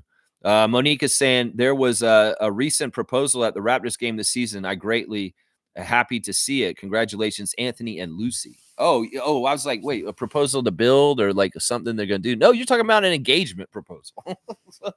Okay. Yeah, I mean, people do this stuff all the time. People get married, people have babies, all this stuff happens all the time. But all right, Anthony and Lucy, congratulations on your engagement. Kareem saying, look, the Raptors season isn't going as planned, but at least we're not Fox Sports 1. We're not a Fox Sports Network. Yeah, okay. Yeah, I mean, it is what it is. I mean, listen, we love our team. That's why it hurts. And in some ways, we just got to understand that and cerebrally put it in our minds in the right way and handle it better. And there's healthy ways to do it. There's toxic ways to do it, and there's healthy ways to do it. And I'm trying to show a good example of how to do it healthy and still keep a competitive edge and not kind of be surrendering. But also, you got to be careful because you can't just work your anger out on the losses on the team and the people that are on the team and just go off on them. It's not helpful. And in this age of social media, it just adds to noise and people start parroting each other and they start repeating other things that other people say and then it just gets out of control. That's why I don't want to start any of that kind of stuff here. That's why I'm very, very careful and responsible about the way I criticize the Raptors, because I want to make sure that it's worthwhile and positive and constructive. And a lot of people are not doing that. Some people are just being jerks, and it's not helpful. In fact, it's very toxic, is what I'll say right there. Yeah, very, very, very, very toxic. Yeah, Jimmy's saying, hope the Raptors find their groove and get the dub. Yeah, I mean, that could happen. That's the thing. This team could just hit in a groove and start clicking with each other. And all of a sudden they go on a run and they blow out the Knicks. That could happen tonight. That realm of possibility is out there. Don't get it twisted. Everybody who thinks the Raptors are just a team that played in the last game and they just suck, you guys are wrong. There's a difference in level of performance that can be gone through in a range. And if the Raptors are really on top of their shit tonight, they can surprise a lot of people. And in fact, they may take the very, very visible platform of Madison Square Garden and utilize it for this. As far as, people have been watching us. They think we suck. They look at the standings. Well, let's show them something on one of the top stages in the NBA, the Madison Square Garden, and go out there and show them who the Raptors really are. That's what I'm saying. Show your own fans and show the whole rest of the world is what I'm saying right there. Yeah. Yeah, I'm all about that, Jimmy. Let's go, Pope of Positivity. I want to see them find their groove too and get that W. That's right. Milbester say, I'm really shocked at the Bulls when we lost to them. Can't believe they traded DeRozan and Caruso. Should have ran it back with them with Lonzo healthy this season. Would have been 6th or 5th seed. I'm not going to disagree with you, Milbester, but you are repeating yourself. I will say that. Smith saying Bulls are stupid. I'm going to give him a dunk just for that one part. I'm going to do that just for that one part. Smooth, you're getting a dunk for just saying the Bulls are stupid. There you go. His first dunk of the year, 3-pointer for Smooth for saying the Bulls are stupid. Their pick is the top 10 protected this year. If it falls out of the top 10, it goes to San Antonio. Bulls are number 11 right now. How does Popovich and the Spurs do this? Like, they did this with us. They just barely get these really good picks with the deals that they make, and they're just going to edge them right in, just barely. That's interesting. All right, well, we'll have to see what the Bulls' fortunes are by the end of the year. They may lose more on purpose, partially because of what you just told us, Reggie. Yeah, I could see that. Milbester saying Spurs already had 2 first-round picks this year. Bulls are stupid if they let them get another first-round pick. It only benefits Wemby. Yeah, some people got mad at us for Dillingham, that whole thing that happened. But they traded him. So it is what it is. I mean, it is what it is. We're going to see what happens. And yeah, maybe the Bulls are stupid. You guys might be right. Kareem said, one thing I also want to see tonight is quickly being a better point guard. He had a great return game, but fell off against the Bucks. What grinds my gears is when he stops his dribble. Keep bouncing. I want Emmanuel to just be himself right now. In some ways, he's got to continue to get over his injury and work his way into top gameplay and shape. He's not totally there yet. And in some ways, I just want him to be himself. I mean, if he does weird, quirky things like that, he's going to do them.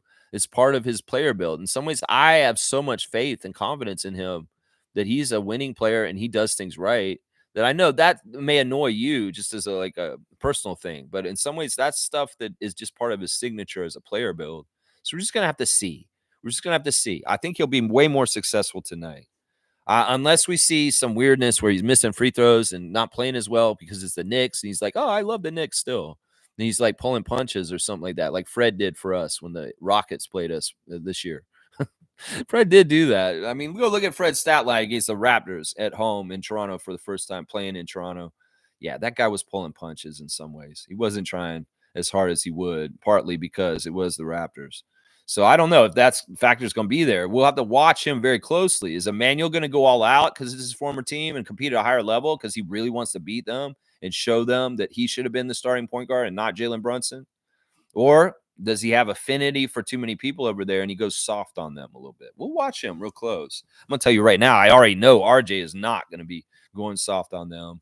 He's going to be coming the regular RJ, regular way, because he's already shown that in every single game he's played against the Knicks since he became a Raptor, that he's going to take it to them and show them something. Yeah, but Emmanuel will have to see if he's a little soft because he wants to be nice to his former team. Mo's saying, limit comments for Lex. WStream, W Vibes. Thank you, Mo, for the cutoff.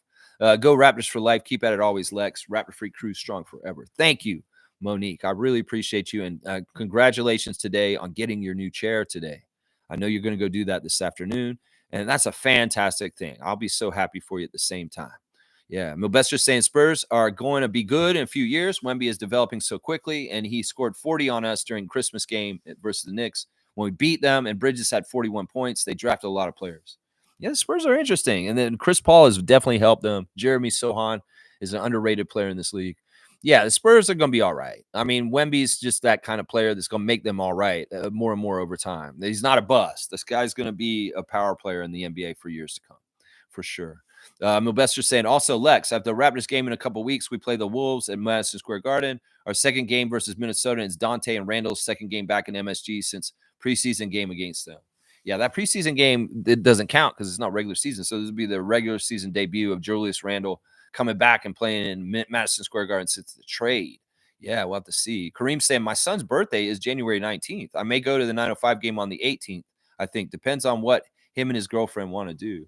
All right. Well, Kareem, I would love to see you there. I still got to give you your Doug Smith We the North book signed copy as being the dunk champion for the first year of being a dunk champion. Might as well get you 2 prizes for being the dunk champion for last year too. If I do happen to see you there, I know we're going to run across each other at some point at a Raptor Freak hangout in the years to come. So yeah, it'd be nice to see you, man. It'd be nice to see you. Yeah. Yeah. Let's see. Seymour saying, huh? On us? On us? What do you mean on us? Where did he say that? Where does he say that? I don't know. Miss Milbester saying we only got 2 road games this month, Brooklyn and Philadelphia, 12 home games and 2 5-game homestands, all in January for those games. And we were on the road a lot with the hard schedule, easy season. Okay, well, that's the luxury for you guys. Once again, the NBA going to roll out the red carpet and make life easy for New York in the middle of January. Yeah, you stay home and, you got road games. You got to go to Brooklyn. Okay, that's home. And you got to go to Philly. Wow, I got to cross the river. That's it. Wow, Milbester, you're so lucky. Spoiled rich kids in New York with your spoiled bullshit from Adam Silver. Papa Silver gave you a nice Christmas present, Knicks. Such a great schedule on that. This motherfucking shit. Exact opposite of what we get for our schedule. Come on, Milbester. Don't be telling me this stuff, man. It makes me mad. All right, let me do the classic card since I'm at the end, and I'll do the Instagram too very, very soon. Thank you, Trevor, for the cue. And Milbester saying, Lex, we got one more game versus the Raptors in February after tonight as well. I know. We got to play y'all one more time. All right, this is the card of the day. It's not very classic. It is a Christmas card from my niece and nephew that I got at Christmas. It's part of the fun, the NBA Hoops recent set. So let's see. First person to write the full name in will get the classic card of the day. Can you see who that is? Can you see who that is? Is it too close or is it not close enough? It looks like a Philadelphia symbol. Can we see who that is? Can we see who that? Yeah, Slug Deezy got it. It's Tobias Harris. Of course, Tobias is now on the Pistons. But yeah, this is a Tobias Harris Philly card, his last one before he went off to Detroit Pistons. Yeah, Jimmy, why don't you reunite with Tobias in Detroit, Jimmy Butler? Yeah, you can go be with Tobias Harris in Detroit, my guy. Yeah, Slug Deezy. Slug Deezy got in there just before Seymour. Yeah, he said, oh, my God, I'm done. I can't do this. My internet sucks. You do have to go through the longer distance. I don't know where Slug Deezy is. He's probably closer to me in Ontario. Maybe not. I don't know. You're in Alberta. So, yeah, just blame the internet tubes for being slow coming from that province. Yeah. All right, let's see. Let's put it in. Tobias Harris. And it's Slug Deezy today. Slug Deezy's been getting them here and there. He got Anthony Davis and Jalen Slauson a couple about a week ago. Very, very good stuff. That's 100. That's not a difficult card. That's another 100 card for Tobias Harris. Yeah. All right, let's do the Instagram real quick. No. We got the Raptors official with Scotty Barnes with Jack Armstrong filming commercials for Google Pixel. Always filming commercials. Jack and Scotty are an underrated combo that is on the down low, good friendship. There you go. They got the Raptors cam, and they're showing off a highlight where RJ's spinning to the lane and putting it up with the left hand. Very, very cool. And it's game day. There's Grady Dick on a January 8th, 7:30 p.m. tip-off against the Knicks at Madison Square Garden tonight. Slim Duck is showing off the Capricorn mood every day, all day. And it's that Chilean guy that's a creepy actor with creepy face. And he's just talking about how Chris Boucher's talking about how Capricorns are just very serious people and they can be moody and kind of brooding. I think that's what the message is here. Yeah. And he said, every time I come home after a trip, he's like Robert De Niro talking, I don't know what that's about. And then he said, me, when God reveals his plan, me after everything starts to make sense. There you go. There you go. All right. He's starting to figure it out. Kelly Olynyk eating fancy food. Look at this crazy stuff. What is that? They're cutting over that meal. That looks so crazy. I have no idea what that food is, Kelly. You're such a foodie, and you're always doing the food stuff on Instagram, showing off what you're eating, and I have no idea what that food is. If y'all know what that food is that Kelly Olynyk is eating on his Instagram, maybe you can message me and tell me. Scotty went to a play last night, guys. Of course, Scotty's in New York. He's in Broadway. He's going to go to Broadway. So Scotty was at Chicago. Scotty went to New York to see Chicago. That's right, Chicago. Not the band. Not, you're all that I need. You're my inspiration. You bring feelings to my life. You're the inspiration. No, not Chicago. The play Chicago. And Scotty went. He loves big plays. He loved Broadway stuff. He's a Mervish guy. This guy went to Broadway, and he went with Lloyd, y'all. Lloyd and Scotty went and saw Chicago last night, according to their Instagram stories. They were both at that play last night and Broadway. There you go. There's Scotty posting a picture of him and RJ. That's what I'm saying. There's solidarity in Barnes and Barrett. Those two are a 1-2 punch for the Raptors. That's going to be a great, great thing for years to come on the Raptors. I'm saying it right now. There you go. There you go. Shamshay got a picture of him in the 22 on the Raptors main squad court. Love to see that. Of course, the 905 are getting diverted away from the Raptors, and because of health, those two ways are probably going to be going with the 905. Jonathan Mobile already been designated to 905 yesterday. He's practicing with them. So it could very well be that he didn't go on this road trip to New York and Cleveland because he's with 905 practicing with them to get ready for Maine Celtics on Friday. And that's the thing. They're going to be traveling in different places. The tough decisions with the health. Well, the young guys that played more in the beginning of the season are going to be playing for the G League. And that's just how it is. Davion Mitchell's on court at the NBA Players Association, putting up shots at the Sanctuary in New York City, the Player Association gym that they have there at the disposal of the NBA players. And it looks like Emmanuel was on the streets of New York, out and about, taking a picture of Times Square from down the street. Very, very cool. Of course, Emmanuel's very familiar with that city, having played there for a few years. Jacoby Walter putting Davion Mitchell on blast for sleeping on the plane. He's like, what's up, D Mitch? And yeah, why you guys like taking pictures of each other sleeping? Like embarrassing each other. Oh, I'm going to get you with a sleeping picture, Scotty. I'm going to get you with a sleeping picture, RJ. I'm going to put it all over Instagram. This is how they look like when they sleep. This is how Davion holds his face with his hand on his nose. Is this embarrassing to them? It's like Jacoby like keeping score. It's like, yeah, Davion got me with the sleeping picture. I'm going to get him with it. Yeah, I'm going to get him with it later. And it's like Davion's like, oh, damn it, Jacoby, you put me on the Instagram sleeping on the plane again. I'm going to get you later. Yeah, is this going on? Is this a little bit of the culture fun that's going on right here? The Baylor guys taking pictures of each other while they're sleeping. It's a little creepy. It's a little creepy, Edward Cullen. It's a little creepy, Twilight vampire, watching people while they sleep. Yeah, what is this? What are you doing? Get out of here. Why are you watching me while you sleep? You're creeping me out, man. Why are you watching me? It has been a trend this year. I mean, I'll take this over sunning people, all right? If the Raptors core is going to be doing weird shit, taking pictures of each other while they're sleeping on the plane is better than sunning them in interviews. I'm sorry. Oh, they got D. Mitchell. You got him. There's Wubbs with his fit. Looking good, Jacoby. Looking good. And looking good on the court, too. Jamal Shed and some highlights from the Brooklyn win the other day with him passing the ball across court to Jacoby for a 3. I love seeing that. We got Eugene Omoruyi. He's got a picture of Tyler Perry in the Raptors 905 practice facility in their locker room. And he's got 4 packages of Timbits. And they're calling it Tyler Perry Timbit. My dog Timbit. Because he brought all these Timbits. I don't know. Did y'all do this to him because it's like a rookie thing? Yo, rookie, you got to bring us Timbits to practice tomorrow. And Tyler Perry showed up and rolled up with 3 big, huge packages of Timbits. And yeah, Tyler Perry. Not Tyler Perry. Tyler Perry. You know Tyler Perry. He's on the Raptors 905. Come on now. But yeah, Eugene Omoruyi is like very happy to see the Timbits. He's Canadian. He knows all about him. He knows about him. Zach Edey is pleading with people to vote for Jaren Jackson Jr., Ja Morant, and Desmond Bane for All-Star. That's right, y'all. Remember, All-Star voting is in effect right now. So please put in your votes for the Raptors every single day, especially on triple vote days. So get your votes in for the Raptors on the All-Star vote every single day. Don't miss a day is what I'm telling y'all. Don't miss a day. Don't miss a day. That's right. Boom goes the dynamite.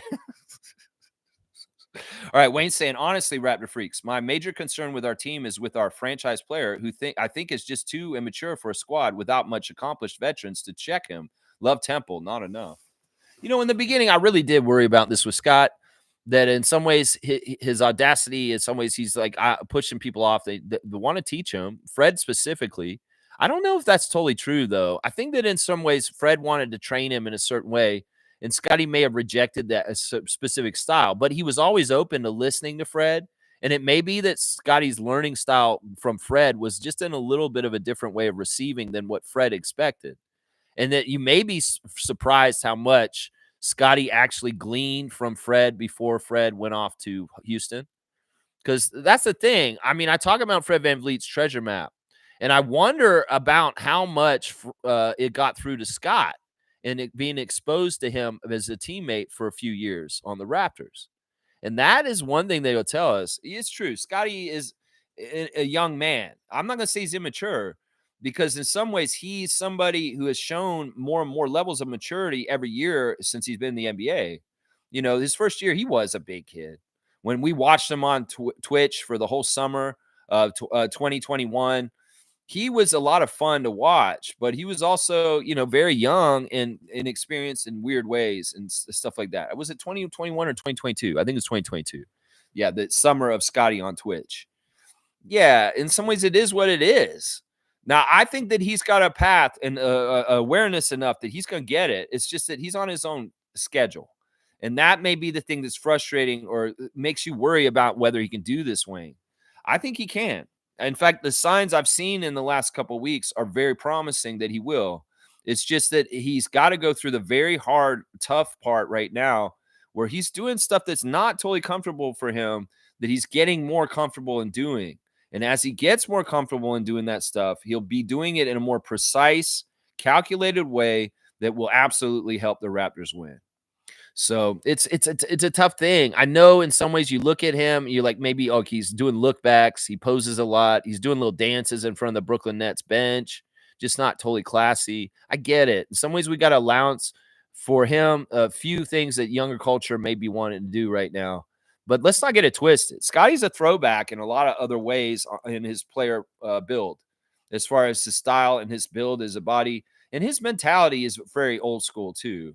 I think that in some ways he honors the people in the history of the NBA ahead of him and that he understands their lessons and their stories to not fall into the same mistakes himself.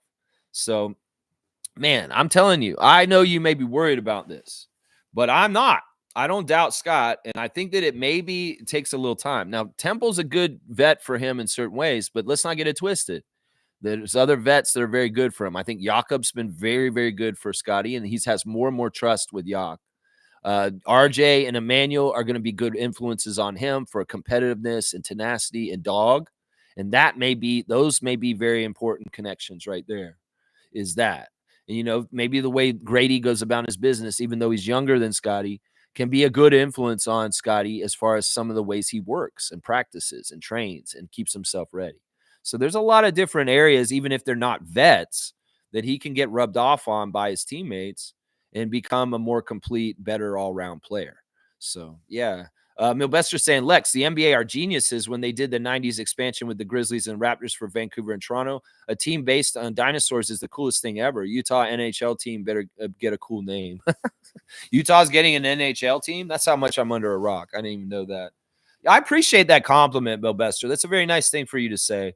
Nobody had done a dinosaur team, and Batov was exactly right when he created the Raptors name and the franchise. Is that was new and original, and it really has stood out still to this day. And over time, it's appreciated more and more. And the brand and the iconography of the Raptors franchise is celebrated league wide in nostalgic, very impressive ways. So I appreciate that coming from a Knicks fan and showing that you thought they were geniuses for expanding into Canada. I agree with you. I'm so happy to have the NBA in our market here in Toronto. It's too bad Vancouver didn't take and it didn't stick around. Milbester, I'm going to give you a dub for just a very nice comment. That was very, very kind of you and very, very nice of you to say. Seriously. All right, let's see. Milbester's getting his first dunk of the year. Three-pointer for a Milbester in 2025. Boom goes the dynamite. Most saying, I got free tickets to see The Lion King in Toronto this week, and you are never too old. There you go. So you can go see The Lion King.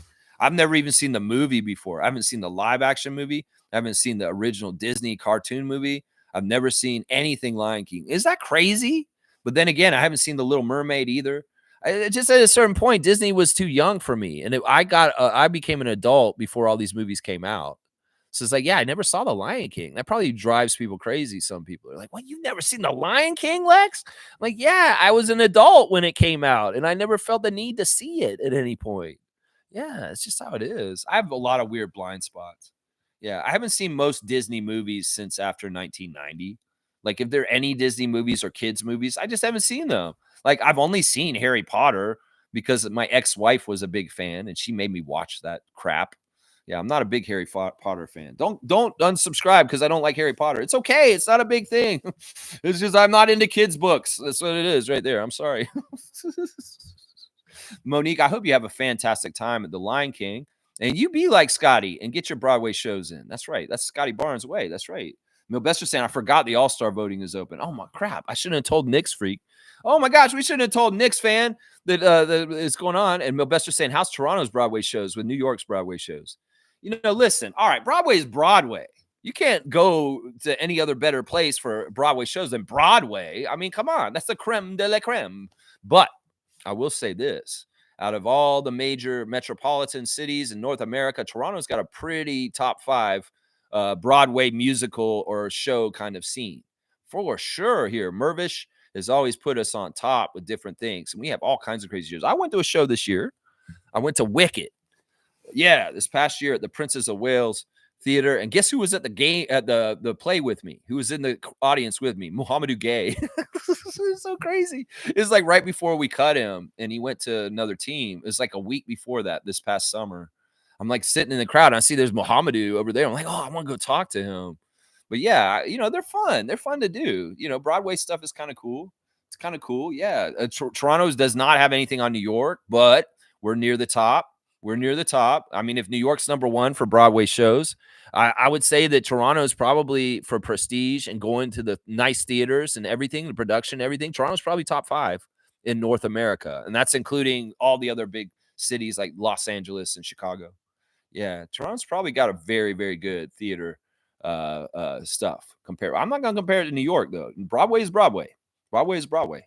Yeah, Kareem's saying, I'm not sure if I'll get floor seats at 905, but if I go streaking, I'll do a home plate baseball slide at your feet. Only thing I ask of you is to call me safe. I'll look for bail money elsewhere. Okay, this is a lot of like jumping around on this. Okay, he's like, all right. Wait a second. Oh, wait. Why does it always come around to streaking at games with Kareem? Like he tried to implore me to do it at a game a couple years ago. And I'm like, man, I don't want to get banned from Scotiabank Arena for my life. So I'm not going to be streaking at any Raptors games. He's like, all right, we'll do it at Raptors 905 at Paramount. Man, I don't know. You got to watch out. MLSC is crazy. They might see you do that at Paramount and they ban you from all their venues. So that's what I'm saying. Even if you do it at Mississauga, they may say, yeah, you can't go to Scotiabank anymore either. You can't go to TFC. You can't go to Leafs games. You can't go to Rogers Center even because I own that too. You just go to No Sports. So I'm telling you, it's very risky to streak at sporting events when the sports teams are a monopoly under one owner. You may not get entry to any sports after that. Because the one guy owns all of them. He's like, you streaked on my court. You can't come to Skydome anymore. Stuff like that. Kareem, I understand if you don't want to get the floor seats.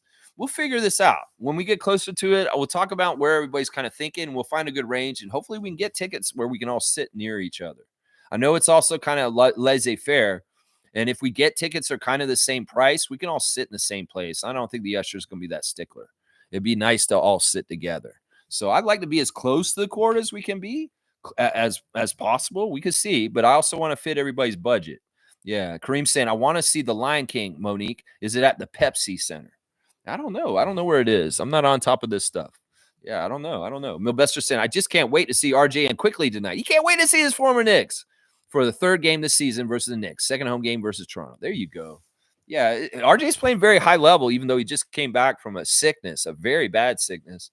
And Emmanuel had a really good game, his first return game back, but he's had 2 kind of games since. It'll be his 4th game back from being injured. So he'll be back too, yeah. Monique is saying, no, KT, Princess of Wales Theater. That's where it is. Yeah, where I saw Wicked is where she's going to see Lion King. It's probably the best theater in Toronto, honestly. Princess of Wales on King Street over there. Yeah, near Roy Thompson Hall. Yeah, that's probably the best theater in Toronto. I don't know. You can go with the old theaters like Massey Hall or like the ones that are on Yonge Street over there. But I think Princess of Wales is actually the best theater to see a show in. I've gone to a few shows in different places, and that's the one I think it is. Yeah, good stuff, Monique. I love to hear that you're going to go see The Lion King. Yeah, I don't know the song to that, or I'd sing it. I'm sorry, guys. I'm just not a Disney guy, and I did not see that stuff. All right, let's see. Is there a birthday today? There is a birthday today. We want to say happy birthday to Puerto Rico's Tremont Waters. replacement Raptor who got beat down on Boxing Day against Cleveland a couple years ago. This guy was a Raptor for a replacement time. That's it. Tremont Waters, happy birthday to you. 26 years old today. Replacement Raptor from a few years ago. And the pride and joy of Puerto Rico's national team. Honestly, in the FIBA competitions, he's been big for that team in particular. So happy birthday, Tremont Waters. Yeah, there you go. Your birthday of the day. Let's get out of here, y'all. I'm going to do the rundown real quick and get the hell out of here real fast. Kareem saying, Milbester, I'm going to say this the nicest way I can, but I hope the Raptors beat the living shit out of the Knicks tonight. It will be so bad for your franchise. We'll want to move to Montreal. The likeliness of that happening is so crazy, not going to happen. Seriously. It's like two teams that have been in the league since the very beginning and have just been there, and they always will be. New York and Boston are them. But that's kind of a hilarious comment that, like, yeah, that New York will fold and all of a sudden move to Montreal. That'd be crazy. If that happened, the reality of the world that happens, that'd be hilarious to me because James Dolan would be crying naked in a bathroom somewhere. That would be what the funny thing is about that. He's such a failure. He manages to lose the Knicks franchise from the city of New York. That would be crazy. That would be so crazy. That was the nicest way you could say that, Kareem, I'm sure. All right. New York fans and Raptors fans can get behind their hate of James Dolan. Let's just put it that way. All right, let's go on the rundown real quick. The Raptors have no injuries to report for tonight's game in Madison Square Garden. We are fully healthy.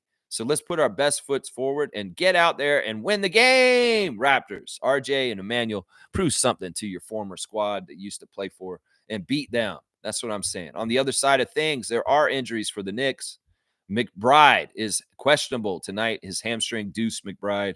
Mitchell Robinson's still out. Kevin McCullar Jr. is still out. And Karl Anthony Towns is questionable tonight for the game tonight. So what would the speculative starting lineup for the Knicks be? Jalen Brunson, Mikal Bridges, Josh Hart, the Villanova trio with OG Anunoby, great Raptors legend, with probably Jericho Sims starting at center if Karl is not able to go.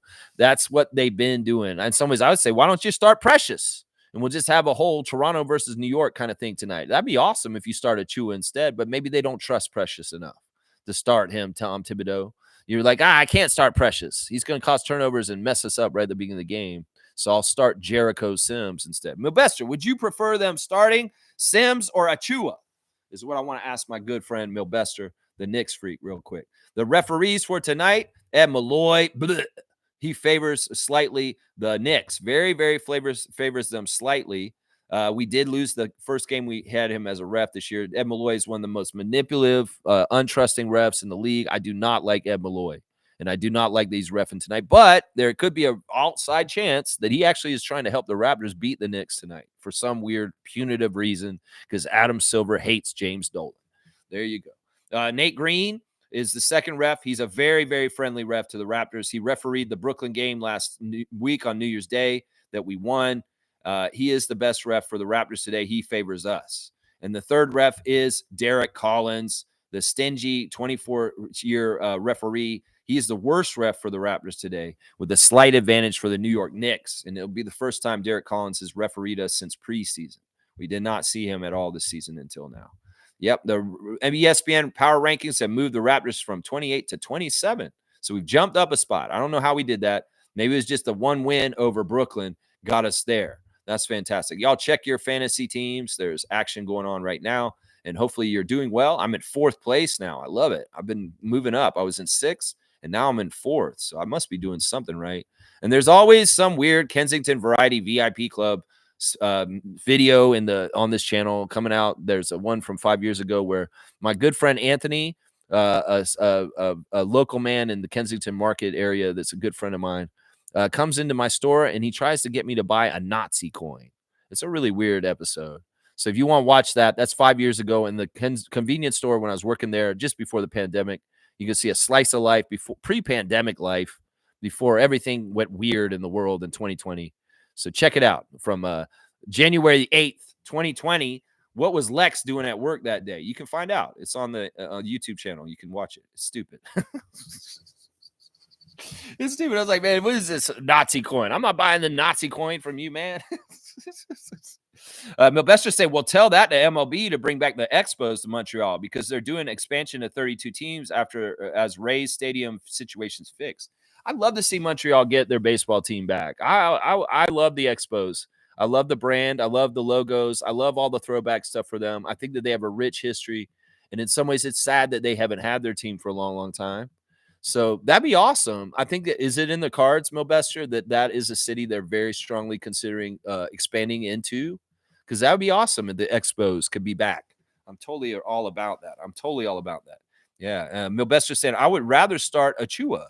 Sims hasn't improved that much, but he's had opportunities to be a starter on the team. Achua, better interior defender, and his shooting got better, but he's on the bench. Yeah, the thing with Achua is he is a very good defender. And in some ways, but he's an undersized center. He's not very much like, I don't know. The matchup against him and Pirtle would be very tough. Maybe Sims is a little taller, and that's why he gets the call. But yeah, and the other thing is with Achua, he can play very wild. This was the knock on him with us, where people would be like, yeah, he's a little bit turnover prone because he's a little careless in certain ways. So he can be a little get you off your game at the beginning if he's not totally on top of doing things correctly. Yeah. Yeah. Okay. But you prefer Achua to start. Thank you for answering the question, Milvester. I appreciate that. He's saying, Lex, our starting five is great, but our bench struggled this season, and that's mainly with injuries and trading so many of our bench players for Cat and Bridges. Depth on our bench is messed up. Yeah, that was something I realized when I watched you guys just before Christmas. Is even with you guys blowing us out and absolutely killing us, I could tell that there is a drop off from your starting five to the bench. And that in some ways that may be the Achilles heel for you guys in the playoffs, is that you know, if you can't afford to have any starters get hurt because the guys who are coming in to replace them are not going to be the same level. Yeah, I could see that, Milvester. I could totally see that with you guys.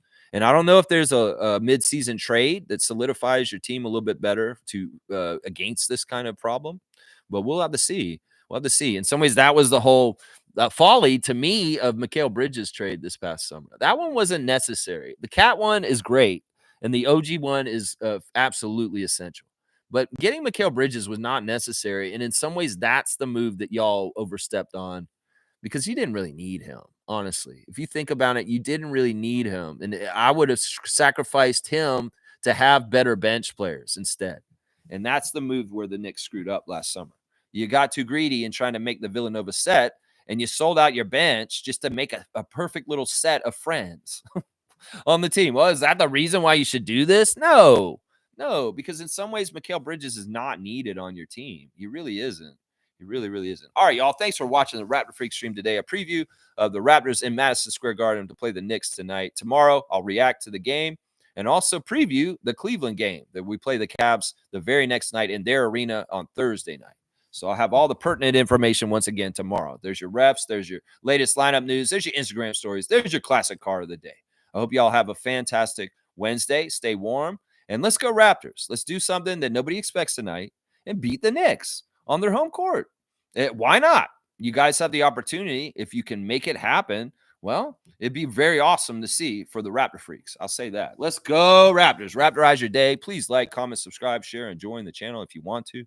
Membership has its privileges. All right, y'all. Have a great day. And I hope the Raptors can do something good tonight. Just outplay the Knicks. Scotty, you want to have a big stage to show off your big boy superstar skills? Well, do something in Madison Square Garden. You'll get noticed if you do something there. Yeah, you put a 50 up on there. Yeah, they talk about it. They put it in the news. They put it on the front page because you put 50 on the Knicks in Madison Square Garden. Doesn't that sound fun, Scott? It sounds fun to me. It sounds really fun, man. Milvester saying the fan support wasn't the issue. It was a financial issue to keep the team and making it a good long term. He's talking about the Expos. Yeah, stadium concerns. And the fan support was there. It still is. It's amazing. A dormant team like them still has pages on social media. And there's still people that actively go there and engage with each other talking about the Montreal Expos, who have not been a team for over 25 years. So, yeah, that's pretty interesting. All right, y'all. Let's get it to the best team win, Milvester. Whoever shows up on the court tonight and is the best team that plays the best, they deserve to win. That's what I say tonight. So all the best to the Raptors and the Raptor freaks and the Raptor fans all around the world, and respect to Milbester and Knicks Nation as we go to the game tonight and have another fun game. That's right. See you, Lex. Good luck tonight. Back at you, Milbester. Respect to our guy from the Knicks Nation that likes to check on us. Let's go, Raptors, to MSG. Scotty, the spotlight is bright.